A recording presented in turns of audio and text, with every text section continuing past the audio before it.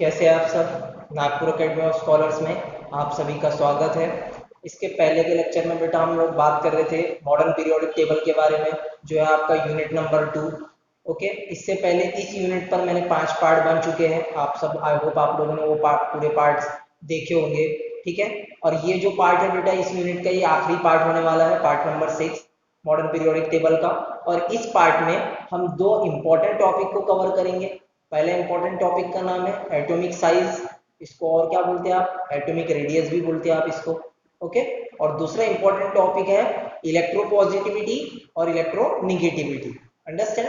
ठीक है, तो एटॉमिक साइज मैं स्टार्ट करता हूँ पहले। तो एटॉमिक साइज या एटॉमिक रेडियस, अगर हम बात करें किसी एलिमेंट की, तो एलिमेंट का एटॉमिक स्ट्रक्चर कैसा होता है, सर्कुलर शेप का होता है ना। सर्कुलर शेप का होता है, बीच में क्या होता है, न्यूक्लियस होता है, और बाकी जो ऑर्बिट है उसमें क्या रिवॉल्व करते हैं, इलेक्ट्रॉन रिवॉल्व करते हैं। न्यूक्लियस में क्या क्या चीजें होती है, प्रोटॉन होता है और न्यूट्रॉन होता है। प्रोटॉन पॉजिटिवली चार्ज होता है, न्यूट्रॉन न्यूट्रल होता है, और जो ऑर्बिट में जो इलेक्ट्रॉन रिवॉल्व कर रहे हैं वो कैसे चार्ज होते हैं, वो निगेटिवली चार्ज होते हैं, है ना।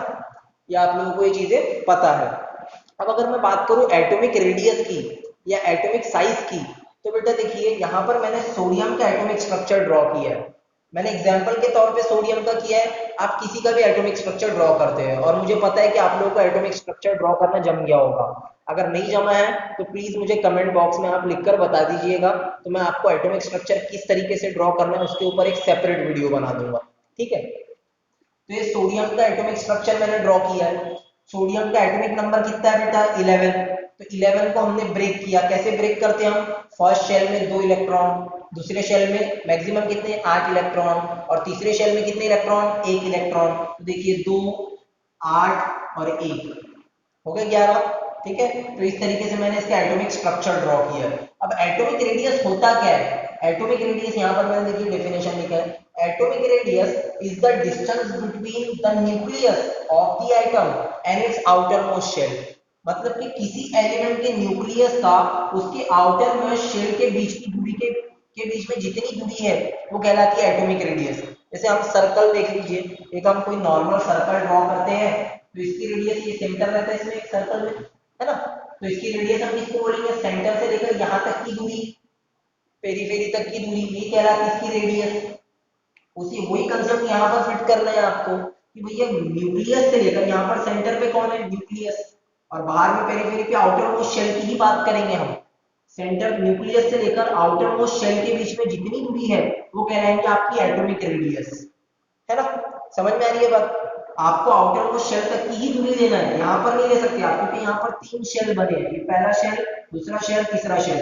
तो क्या आप यहाँ से लेकर यहाँ तक की दूरी को एटॉमिक रेडियस बोल सकते हो क्या, नहीं बोल सकते आप यहाँ से लेकर ये दूसरे शेल तक की दूरी को एटॉमिक रेडियस बोल सकते हो क्या, नहीं बोल सकते आपको न्यूक्लियस और आउटर मोस्ट शेल की बीच की दूरी को ही लेना है, उसी को हम एटॉमिक रेडियस बोलेंगे। बात समझ आ रही है? ओके। अब बेटा एटॉमिक स्ट्रक्चर देखा आपने, कितना छोटे छोटे होते हैं एटम्स, हमको दिखाई देते हैं कि नहीं है, नहीं दिखाई देते हमको। तो एटम्स बहुत छोटे होते हैं, तो उनकी रेडियस तो और ज्यादा छोटी होती होगी, इसीलिए उनको काउंट करने की यूनिट भी बहुत छोटी है। ठीक है, तो एटॉमिक रेडियस को हम ऐसे कौन सी यूनिट से काउंट करते हैं, एटॉमिक रेडियस को हम काउंट करते हैं पिकोमीटर से, जिसको हम शॉर्ट में पीएम भी बोलते हैं, पिकोमीटर। अब ये पिकोमीटर क्या होता है, आपने नैनोमीटर सुना है ना, किलोमीटर सुना है, नैनोमीटर सुना है, ये पिकोमीटर क्या है, तो एक पिकोमीटर यानी होता है 10⁻⁻12 मीटर। एक पिकोमीटर यानी कितना, 10⁻⁻12 मीटर। जैसा आपने नैनोमीटर देखा था, एक नैनोमीटर यानी क्या होता है, 10⁻⁹ मीटर होता है, वैसे एक पिकोमीटर यानी होता है 10⁻⁻12 मीटर। समझ में आ रही है बात आपको? हाँ, तो ये एटॉमिक रेडियस आपको आई होप समझ में आया होगा कि न्यूक्लियस से लेकर आउटर मोस्ट शेल के बीच में जितनी दूरी है वो क्या कहलाती है, एटॉमिक रेडियस कहलाती है आपकी। ठीक है, उतार लीजिए ये आप पहले, फिर हम आगे बढ़ेंगे।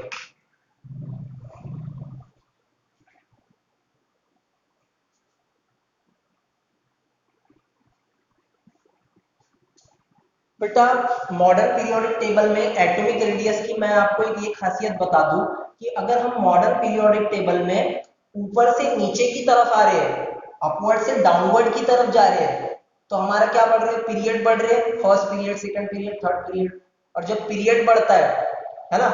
जब पीरियड बढ़ता है तो उसमें क्या ऐड होते हैं, नंबर ऑफ शेल ऐड होते हैं। तो जब शेल ऐड होंगे तो उसकी एटॉमिक रेडियस भी क्या होंगी, इंक्रीज होंगी।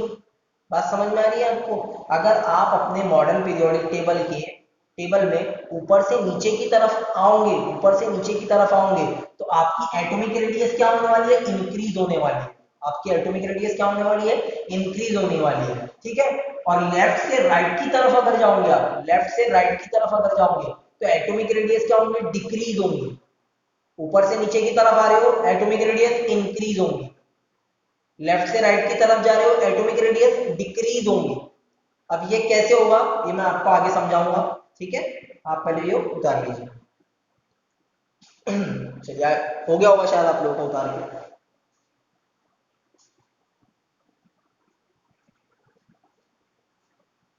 हाँ तो बेटा, अगर आप आपके मॉडर्न पीरियोडिक टेबल में देखो, जो आपको स्क्रीन पर भी दिखाई दे रहा होगा, ठीक है।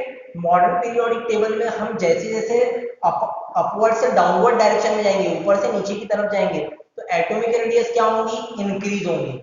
और जैसे जैसे लेफ्ट से राइट की तरफ जाने वाले, लेफ्ट डायरेक्शन से राइट डायरेक्शन की तरफ जब जाएंगे, तो एटॉमिक रेडियस क्या होंगे, डिक्रीज होंगी। ऐसा क्यों होगा, जब हम ऊपर से नीचे की तरफ जाएंगे तो हम क्या करने वाले, पीरियड हमारा बढ़ने वाले। जैसे यहाँ पर देखिए आप, अगर आप स्टार्टिंग से शुरू करें तो first period, okay, first period है। फर्स्ट पीरियड में दो ही एलिमेंट है अपने, हाइड्रोजन और हीलियम, अंडरस्टैंड। तो हाइड्रोजन और हीलियम। उसके बाद सेकंड पीरियड में आ गए तो लिथियम है। तो जब मैं पहले पीरियड से सेकंड पीरियड में जा रहा हूँ तो हाइड्रोजन का एटॉमिक स्ट्रक्चर देखिए मैंने ड्रॉ किया है, एक शेल, एक न्यूक्लियस और एक शेल, और उसमें एक इलेक्ट्रॉन। तो ये हाइड्रोजन का एटॉमिक स्ट्रक्चर हो गया। उसके बाद सेकंड पीरियड में लिथियम का एटॉमिक स्ट्रक्चर ड्रॉ किया है, बीच में न्यूक्लियस, पहला शेल दो इलेक्ट्रॉन, दूसरा शेल एक इलेक्ट्रॉन। कितने हो गए, तीन। लिथियम का एटॉमिक नंबर भी तीन ही है, ओके। तो अगर मैं इन दोनों पीरियड के एलिमेंट्स को कंपेयर करूं तो देखिए हाइड्रोजन में कितना शेल ड्रॉ हुआ है, एक ही शेल ड्रॉ हुआ। और लिथियम में कितने शेल ड्रॉ हो गए, दो शेल ड्रॉ हो गए। तो जाहिर सी बात है फिर एटॉमिक रेडियस किसकी इंक्रीज हो गई, डिस्टेंस किसका ज्यादा होगा न्यूक्लियस से, ये इसका, लिथियम का। क्योंकि नंबर ऑफ शेल जैसे जैसे बढ़ते जाएंगे, इसका साइज भी क्या होगा, बढ़ता जाएगा। पहले इतना, फिर इतना, फिर इतना, ऐसा एटॉमिक साइज उसका बढ़ता जाएगा। तो आप जैसे जैसे पीरियड में ऊपर से नीचे की तरफ जाने वाले हो, आप मॉडर्न पीरियोडिक टेबल में जैसे जैसे ऊपर से नीचे की तरफ आओगे, एटॉमिक साइज इंक्रीज होता जाएगा, क्योंकि नंबर ऑफ शेल बढ़ते जाएंगे। बात समझ आई, ओके। उसके बाद दूसरी बात क्या है कि जब हम लेफ्ट से राइट की तरफ जाएंगे तो एटॉमिक रेडियस डिक्रीज होंगी। ये थोड़ी समझने वाली चीज रहेगी और थोड़ा कंसेप्ट भी है इसमें, ठीक है। ये तो आसानी से आप समझ गए कि आप जैसे जैसे ऊपर से नीचे जा रहे हो तो शेल ऐड होते जा रहे हैं, इसलिए एटॉमिक साइज बढ़ रहा है या एटॉमिक रेडियस इंक्रीज होती है। लेकिन इस केस में क्या हो रहा है भैया, जब आप लेफ्ट से राइट की तरफ जा रहे हो, तो ये पहले पीरियड का मैंने एग्जांपल लिया है, हाइड्रोजन का एटॉमिक स्ट्रक्चर ड्रॉ किया। फर्स्ट पीरियड में कितने एलिमेंट है, दो, हाइड्रोजन और हीलियम। तो अब मैंने हाइड्रोजन का एटॉमिक स्ट्रक्चर ड्रॉ कर दिया है, न्यूक्लियस, एक शेल और एक इलेक्ट्रॉन। उसके बाद हीलियम पे आ जाइए आप, तो हीलियम में भी बीच में न्यूक्लियस, एक ऑर्बिट और उसमें दो इलेक्ट्रॉन। तो यहाँ इन दोनों में अगर आप देखें तो इन दोनों में हमने कैसे पहचाना था कि एटॉमिक रेडियस किसकी ज्यादा होगी, क्योंकि यहाँ पर नंबर ऑफ शेल ज्यादा थे। तो आसानी से हमने पहचान लिया था कि इसमें एक शेल ज्यादा है तो इसकी एटॉमिक साइज ज्यादा होगी। लेकिन इसमें कैसे पहचाने, इसमें तो इन दोनों में तो नंबर ऑफ शेल सेम है, ऑर्बिट जो है इसमें भी एक ही ऑर्बिट है, इसमें भी एक ही ऑर्बिट है। तो हम कैसे पहचानेंगे कि इसका एटॉमिक साइज ज्यादा है कि इसका एटॉमिक साइज ज्यादा है। तो यहाँ हम बात करेंगे इनके एटॉमिक नंबर की। हाइड्रोजन और हीलियम में एटॉमिक नंबर किसका ज्यादा है, हीलियम का ज्यादा है। अब जब हीलियम का एटॉमिक नंबर ज्यादा है तो दो इलेक्ट्रॉन है, और अगर दो इलेक्ट्रॉन है मतलब बीच में न्यूक्लियस में कौन कौन सी चीजें रहती है, प्रोटॉन और इलेक्ट्रॉन।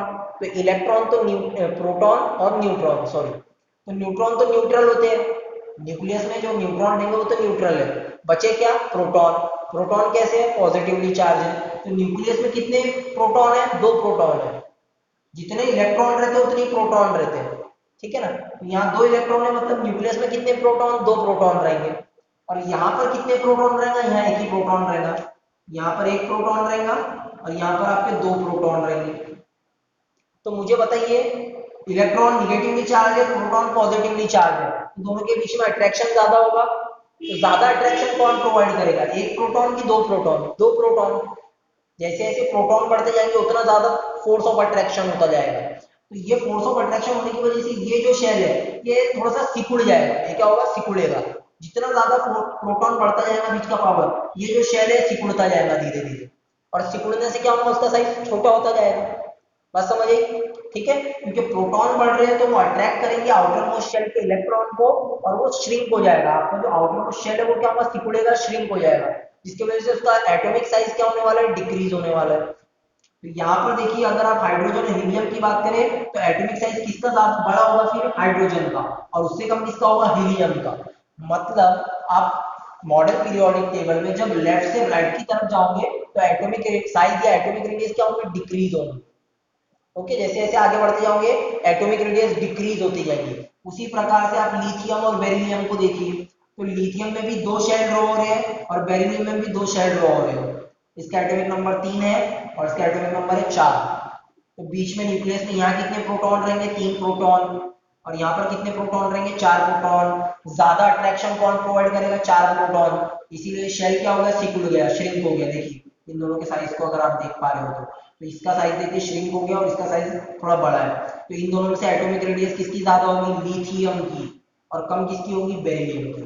और आगे जैसे बढ़ते जाओगे और एटॉमिक रेडियस कम होती जाएगी। अंडरस्टैंड? ओके, तो सिर्फ इन पूरे, आप इस पूरी चीज से आपको एक चीज क्या याद रखनी है कि जब आप मॉडर्न पीरियोडिक टेबल में ऊपर से नीचे की तरफ जाते हो तो एटॉमिक रेडियस इंक्रीज हो रही है, और लेफ्ट से राइट की तरफ जा रही हो तो एटॉमिक रेडियस डिक्रीज हो रही है। ओके, चलिए आगे बढ़ेंगे अब। चलिए बेटा, अब हम स्टार्ट करने वाले हैं इलेक्ट्रोनेगेटिविटी एंड इलेक्ट्रोपॉजिटिविटी के बारे में हम बात करेंगे अभी। तो इलेक्ट्रोनेगेटिविटी या इलेक्ट्रोपॉजिटिविटी ये टर्म कहाँ से स्टार्ट हो रही है, ये टर्म होगी आपके मेटल और नॉन मेटल पे डिपेंड करेंगी ये चीजें। ठीक है, मेटल क्या करते हैं बेटा, जब भी कोई केमिकल रिएक्शन करते हैं तो मेटल क्या करते हैं, इलेक्ट्रॉन डोनेट करते हैं, एक्सेप्ट नहीं करते। इलेक्ट्रॉन क्या करते हैं, डोनेट करते हैं। तो वो क्या फॉर्म करते हैं, डोनेट करने से कैटायन फॉर्म करते थे, 9th क्लास में हमने पढ़ा है। ठीक है, और नॉन मेटल्स क्या करते हैं, इलेक्ट्रॉन एक्सेप्ट करते हैं, उसको हम क्या बोलते हैं, वो क्या फॉर्म करेंगे एक्सेप्ट करने से, एनायन। कैटायन पॉजिटिवली चार्ज थे, एनायन निगेटिवली चार्ज थे। तो आपके जो मेटल्स जो होते हैं वो इलेक्ट्रॉन डोनेट करते हैं, और डोनेट करके क्या फॉर्म करते हैं, कैटायन फॉर्म करते हैं। और नॉन मेटल्स क्या करते हैं, इलेक्ट्रॉन एक्सेप्ट करते हैं, और एक्सेप्ट करते ही वो क्या फॉर्म करते हैं, एनायन फॉर्म करते हैं, एनायन बनाते हैं। ठीक है, तो ये इलेक्ट्रोपॉजिटिविटी आप किसको बोलेंगे या इलेक्ट्रोनेगेटिविटी आप किसको बोलेंगे, तो मैं यहाँ से 2 एलिमेंट कंसिडर करके आपको समझाऊंगा। सोडियम, सोडियम सोडियम का इलेक्ट्रॉनिक कॉन्फ़िगरेशन क्या है बेटा, 11। ठीक है, और दूसरा है, ले लेते हैं हम एलिमेंट सोडियम और क्लोरीन, क्लोरीन। ठीक है, तो सोडियम का एटॉमिक नंबर क्या है, 11, और क्लोरीन का कितना है, 17। ठीक है, तो इसका अगर मैं एटॉमिक स्ट्रक्चर ड्रॉ करूं, आप लोगों को 9th क्लास की मैं रिवीजन करवा रहा हूं। ठीक है, 9th क्लास में आप लोग देख चुके हो। पहले शेल में 2 इलेक्ट्रॉन, दूसरे शेल में कितने इलेक्ट्रॉन, 8, और थर्ड शेल में कितना इलेक्ट्रॉन, 1 इलेक्ट्रॉन। अब इसके इसमें देखिए फर्स्ट, सेकेंड एंड थर्ड। पहले शेल में कितने इलेक्ट्रॉन, 2, दूसरे में 8। ठीक है, और तीसरे शेल में कितने बचेंगे, 7, 7। ठीक है, अब जब भी केमिकल रिएक्शन होगी तो सोडियम क्या है, मेटल है, वो अपना 1 इलेक्ट्रॉन डोनेट कर देगा, और क्लोरीन क्या है, नॉन मेटल है, वो इलेक्ट्रॉन क्या कर लेगा, एक्सेप्ट कर लेगा। सोडियम क्या करेगा, डोनेट करेगा, इसलिए पॉजिटिवली चार्ज होगा, और क्या फॉर्म करेगा, कैटायन। क्या फॉर्म करेगा, कैटायन। 9th क्लास में हमने पढ़ा है, सोडियम को पॉजिटिवली चार्ज बता रहे थे और क्लोरीन को निगेटिवली चार्ज बता रहे थे। तो वो इसलिए बता रहे थे कि सोडियम इलेक्ट्रॉन डोनेट कर रहा है और कैटायन फॉर्म कर रहा है, और क्लोरीन उसी इलेक्ट्रॉन को एक्सेप्ट कर ले रहा है और वो निगेटिवली चार्ज हो जा रहा है, और फॉर्म क्या कर रहा है, एनायन, एन है ना। ठीक है, ये बात समझ में आई आपको, हाँ। तो सोडियम क्या हो गया, फिर इलेक्ट्रोपॉजिटिव हो गया, इसकी इलेक्ट्रोपॉजिटिविटी हो गई, और क्लोरीन क्या हो गई, इलेक्ट्रोनेगेटिविटी। क्लोरीन का क्या हो गया, इलेक्ट्रोनेगेटिव हो गया, तो वो क्या कहलाएगा, इलेक्ट्रोनेगेटिविटी। ठीक है, अब मुझे बताइए, क्लोरीन को सिर्फ 1 इलेक्ट्रॉन चाहिए अपनी आउटर मोस्ट शेल को पूरा करने के लिए, तो वो ढूंढेगा, आस पड़ोस में ढूंढेगा, यानी जल्दी से रिएक्शन करने के लिए सोचेगा कि जल्दी से मेरे को कहीं से 1 इलेक्ट्रॉन मिले और मैं अपना आउटर मोस्ट शेल कंप्लीट करूं। ठीक है। वो जल्दी से जल्दी चाहेगा कि मेरे को जल्दी से जल्दी एक इलेक्ट्रॉन मिले और मैं अपना आउटर मोस्ट शेल कंप्लीट करूं, उसके अंदर रिएक्शन करने की ज्यादा वो होगी, जल्दी से रिएक्ट करने की कैपेसिटी होगी, इसीलिए क्लोरीन ज्यादा रिएक्टिव होगा, उसकी इलेक्ट्रोनेगेटिविटी ज्यादा होगी। ये क्लोरीन एक्सेप्ट कर रहे हैं इसलिए वो इलेक्ट्रोनेगेटिविटी कहलाएंगी, सोडियम डोनेट कर रहा है तो वो क्या कहलाएंगी, इलेक्ट्रोपॉजिटिविटी। ठीक है, बात समझ आ रही है आपको? अब देखिए मॉडर्न पीरियोडिक टेबल में जो इलेक्ट्रोनेगेटिविटी है बेटा, तो वो आपके, अभी हम सिर्फ इसकी बात करते हैं इलेक्ट्रोनेगेटिविटी। तो मॉडर्न पीरियोडिक टेबल में इलेक्ट्रोनेगेटिविटी जो है वो आपके एटॉमिक साइज की इनवर्स है। एटॉमिक साइज की क्या है, इनवर्स है।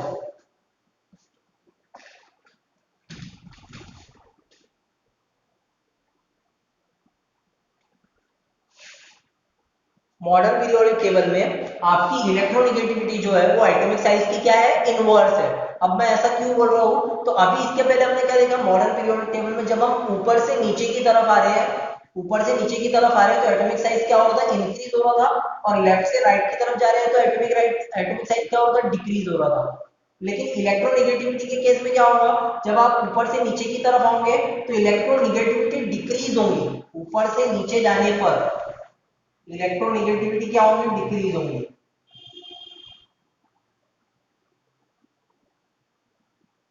डिक्रीज है ना। और लेफ्ट से राइट जाने पर, लेफ्ट से राइट जाने पर इलेक्ट्रोनेगेटिविटी इंक्रीजेस, इलेक्ट्रोनेगेटिविटी इंक्रीजेस। एक और क्वेश्चन बहुत पूछता है इलेक्ट्रोनेगेटिविटी के ऊपर कि आपके के पूरे मॉडर्न पीरियोडिक टेबल में सबसे ज्यादा इलेक्ट्रोनेगेटिव एलिमेंट कौन है, इलेक्ट्रोनेगेटिविटी किसकी सबसे ज्यादा है, तो बेटा वो है फ्लोरीन। फ्लोरीन की इलेक्ट्रोनेगेटिविटी सबसे ज्यादा है। ठीक है, सबसे ज्यादा इलेक्ट्रोनेगेटिविटी नेगेटिव एलिमेंट आपका फ्लोरीन है। बात समझ आ रही है? ओके। और सबसे हल्का एलिमेंट कौन है आपके पूरे मॉडर्न पीरियोडिक टेबल में, हाइड्रोजन, इसीलिए तो पहले नंबर पे। ओके, चलिए आगे बढ़ते हैं। हाँ, इसी का उल्टा देख लीजिए आप, ये मैंने लिख दिया कि आप ऊपर से नीचे जब जा रहे हैं तो इलेक्ट्रोनेगेटिविटी क्या हो रही है, डिक्रीज हो रही है, और लेफ्ट से राइट जाने पर, ऊपर से नीचे जाने पर इलेक्ट्रोनेगेटिविटी डिक्रीज, लेफ्ट से राइट जाने पर इलेक्ट्रोनेगेटिविटी इंक्रीज। इसी का उल्टा ये है, ये किसका उल्टा है, एटॉमिक साइज का, और इसका उल्टा फिर कौन आ जाएगा, इलेक्ट्रोपॉजिटिविटी। जब आप ऊपर से नीचे जाओगे तो इलेक्ट्रोपॉजिटिविटी इंक्रीज होगी, और लेफ्ट से राइट राइट जाओगे तो इलेक्ट्रोपॉजिटिविटी क्या होगी, डिक्रीज होगी। यानी जैसा उसमें था एटॉमिक रेडियस में, वैसा ही इसमें होगा। अंडरस्टैंड? तो आप सिर्फ ये याद रखिए इलेक्ट्रोनेगेटिविटी को, इसी का उल्टा आपको याद रखना इलेक्ट्रोपॉजिटिविटी। ओके, चलिए आगे बढ़ते हैं। मेटेलिक कैरेक्टरिस्टिक्स की भी बात की है थोड़ी सी, तो मेटेलिक कैरेक्टर्स को भी समझ लीजिए आप। इसके पहले के लेक्चर में मैंने तो अच्छे से समझा दिया था, और थोड़ा सा समझ लेते हैं मेटेलिक कैरेक्टरिस्टिक्स।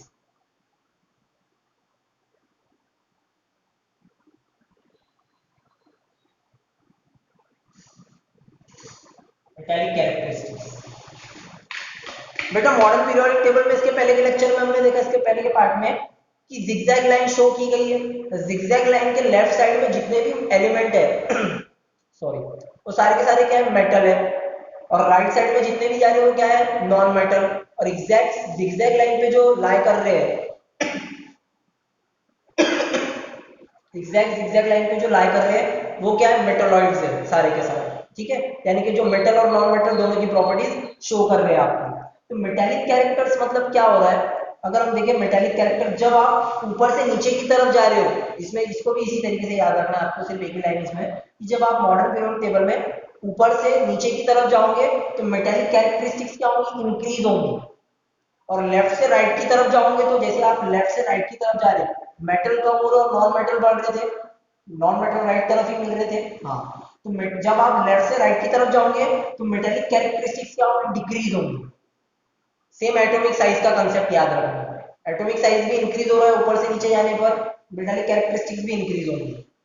लेफ्ट से राइट जाने पर एटॉमिक साइज डिक्रीज हो रहा है, मेटेलिक कैरेक्टरिस्टिक्स भी डिक्रीज होंगी। बात समझ आ गई? ओके, ठीक है, चलिए।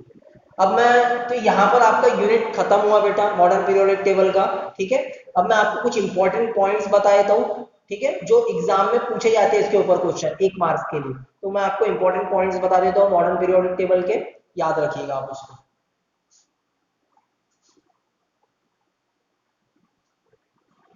चलिए बेटा, तो आपको क्वेश्चन में कई दफा पूछा जाता है कि मॉडर्न पीरियोडिक टेबल में सबसे हल्का एलिमेंट कौन सा है। मेरे बात को ध्यान से सुनिए, मैं सबसे हल्का एलिमेंट बोल रहा हूँ, सबसे हल्का मेटल नहीं बोल रहा हूँ, ठीक है। सबसे हल्का एलिमेंट कौन है, तो सबसे हल्का एलिमेंट है बेटा हाइड्रोजन। हाइड्रोजन मेटल नहीं है, ये एक एक्सेप्शन है। मैंने आपको बताया था कि मॉडर्न पीरियोडिक टेबल में जितने राइट में सॉरी लेफ्ट में जितने भी एलिमेंट है वो सारे के सारे मेटल है, जिगजैग लाइन के लेफ्ट में। लेकिन ये सब पर लागू है सिर्फ एक एलिमेंट को छोड़कर, वो है हाइड्रोजन। हाइड्रोजन मेटल नहीं है, ठीक है। वो एक सबसे हल्का एलिमेंट है और उसका एटॉमिक नंबर सबसे कम था, इसलिए उसको पहले नंबर पे रखा गया। ओके, और सबसे हल्का एलिमेंट अगर पूछे तो सबसे हल्का एलिमेंट है बेटा लिथियम। सबसे हल्का सॉरी सबसे हल्का मेटल अगर पूछे तो वो कौन है, लिथियम। सबसे हल्का एलिमेंट हाइड्रोजन, एलिमेंट सबसे हल्का एलिमेंट कौन है, हाइड्रोजन। और सबसे हल्का मेटल अगर पूछे आपसे, धातु, तो वो है लिथियम। अंडरस्टैंड, ठीक है। आपके पूरे मॉडर्न पीरियोडिक टेबल में टोटल 118 एलिमेंट्स हैं, उसमें से 97 मेटल्स है। 97 क्या है, मेटल्स है। और नॉन मेटल्स कितने हैं, 23 नॉन मेटल्स है, ठीक है। 97 मेटल्स, 23 नॉन मेटल्स। इन 118 में से मैंने आपको बताया कि 92 जो है वो नेचुरली अवेलेबल है, ठीक है। और रिमेनिंग जितने बचे वो सारे के सारे क्या है, मैन मेड है। अंडरस्टैंड। अगर आपसे क्वेश्चन में पूछे कि सबसे भारी एलिमेंट कौन है, तो सबसे लास्ट में कौन आ रहा है, सबसे लास्ट में कौन आ रहा है, ऑस्मियम, ठीक है। वो सबसे हेवी एलिमेंट है आपका। आपके पूरे मॉडर्न पीरियोडिक टेबल में सॉरी आपके पूरे मॉडर्न पीरियोडिक टेबल में अगर ऐसा पूछे कि सबसे ज्यादा अमाउंट में कौन सा एलिमेंट पाया जाता है, जो आपका मॉडर्न पीरियोडिक टेबल है, तो अर्थ सरफेस पे सबसे ज्यादा अमाउंट में कौन सा एलिमेंट पाया जाता है, तो वो है बेटा ऑक्सीजन। सबसे ज्यादा अमाउंट में कौन सा एलिमेंट पाया जाता है, ऑक्सीजन। और सबसे ज्यादा अमाउंट में कौन सा मेटल पाया जाता है, तो वो है एल्यूमिनियम। वो कौन है, एल्यूमिनियम। सबसे ज्यादा अमाउंट में पाया जाने वाला मेटल है एल्यूमिनियम। ओके, तो आई होप आपको ये पूरे पार्ट अच्छे तरीके से समझ में आए होंगे, ठीक है। ये लास्ट पार्ट है बेटा इस टॉपिक, इस यूनिट का 6th पार्ट। इसको देखिए आप, अगर आपको कुछ ना समझे तो आप कमेंट बॉक्स में लिख सकते हैं और मुझे बता भी सकते हैं। Okay, I hope you will understand. Thank you.